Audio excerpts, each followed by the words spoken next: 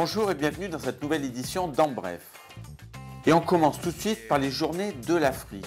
Depuis 8 ans déjà, cette manifestation organisée par la Mission des Relations Internationales fédère les associations clermontoises pour promouvoir la culture africaine. Et cette année, c'est le Maroc qui sera à l'honneur.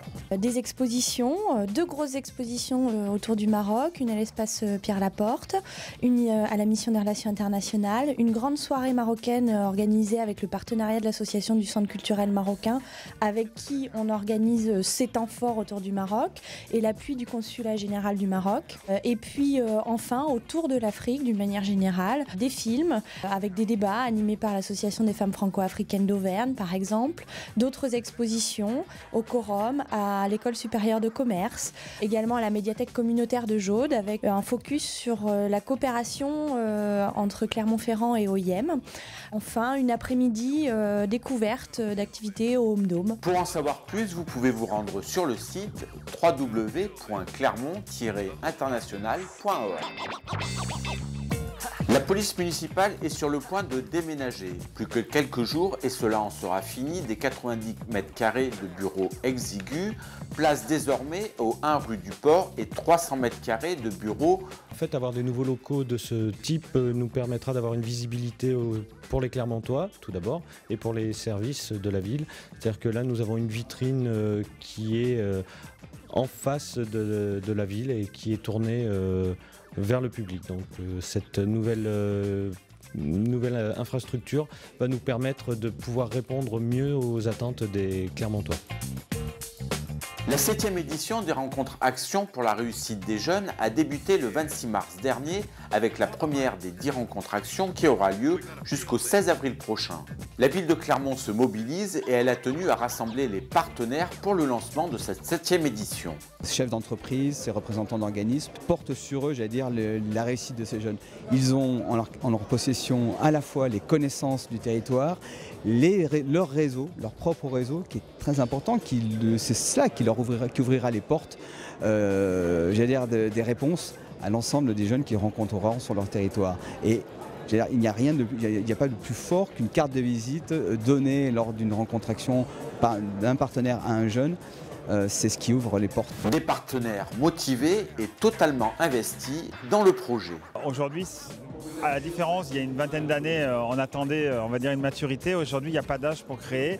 Et on a de plus en plus de projets qui sont portés par des jeunes à Clermont-Ferrand. On estime à une 50aine de projets actuellement, qui est de plus en plus important parce qu'ils ont moins de 25 ans. Tout naturellement, on s'est associé à cette démarche et on a eu la surprise et la bonne surprise de découvrir des jeunes qui sont très dynamiques, qui sont en attente de réponses et qui ont beaucoup de questions à poser qui n'étaient pas forcément celles auxquelles on s'attendait, nous en tant que chefs d'entreprise. Et c'est vrai que c'est un lieu dans lequel se crée du lien.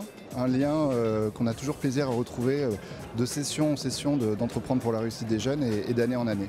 Aujourd'hui, notre société a été créée, un accompagnement est toujours présent. Donc aussi, si on peut, nous aussi, maintenant donner un petit coup de main par rapport à ça, à ces événements-là, oui, il n'y a pas de problème et c'est pour ça que c'est très intéressant. Ouais. Pour plus de renseignements, je vous propose de vous rendre sur le site de la ville. Après la qualité d'habiter et le paysage urbain, une 3e conférence est organisée dans le cadre de l'élaboration du PLU ou plan local d'urbanisme. Et aura pour thème « Ville et voiture, quelle mobilité pour demain ?»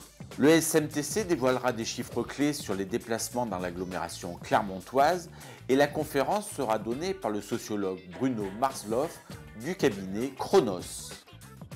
Jusqu'au 7 avril, la 11e semaine du développement durable nous amène à réfléchir à la transition énergétique. Avec l'élaboration de son plan climat-énergie territoriale et de son plan local d'urbanisme, la ville de Clermont-Ferrand est au cœur de la réflexion. Et durant toute la semaine, de nombreux rendez-vous seront proposés. Donc ici à l'espace Victoire va se dérouler une exposition sur les enjeux du changement climatique et les outils que met en place la ville de Clermont-Ferrand, notamment son plan climat-énergie territorial. Donc c'est une exposition qui va durer jusqu'à la fin du mois d'avril. Et on aura 3 gros événements marquants. D'abord jeudi soir c'est l'afterwork à la coopérative de Mai. Et là nous avons organisé un moment où les gens qui sont à la copé vont pouvoir pédaler sur des vélos pour allumer une ampoule basse consommation et voir qui c'est qui pédale le plus vite et qui permet d'allumer le plus fort notre ampoule. Il y aura un deuxième moment qui sera le vendredi après-midi où il y aura une visite d'appartements qui sont en cours de rénovation dans le cadre de l'Opagar. Donc pour montrer un petit peu cette opération, de quelle manière est-ce qu'elle permet de réhabiliter thermiquement des opérations. Et dernièrement, le dernier événement samedi, ce sera un marché Fontaine du Bac, donc un marché de produits locaux et également bio, où il sera possible d'acheter notamment des graines et des plants locaux. Dans le cadre de la préservation de l'environnement, la ville de Clermont-Ferrand a présenté sa station de rechargement de véhicules fonctionnant au gaz naturel située sur le site de la Charme en partenariat avec GRDF. La ville confirme ainsi sa volonté de réduire ses émissions de gaz à effet de serre avec des véhicules de nouvelle génération.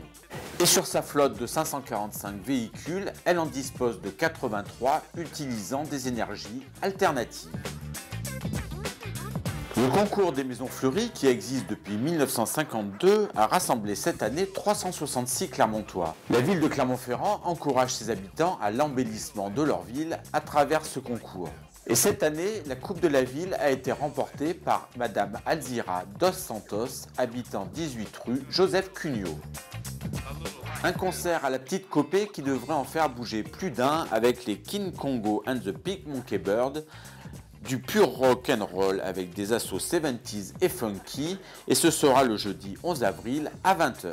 Et on termine avec le sport, avec tout d'abord le basket et le prochain match du SCBA le 20 avril à 20h contre Pays des Olonnes. Prochaine rencontre également pour les joueurs du Clermont Foot Auvergne sur la pelouse du Montpied le 12 avril à 20h contre Le Havre. Enfin, en rugby, les choses sérieuses commencent pour l'ASM AH Cup avec le quart de finale contre Montpellier samedi 6 avril à 16h40. Voilà, c'est terminé pour cette semaine. On se retrouve la semaine prochaine. Merci de nous avoir suivis et d'ici là, soyez forts.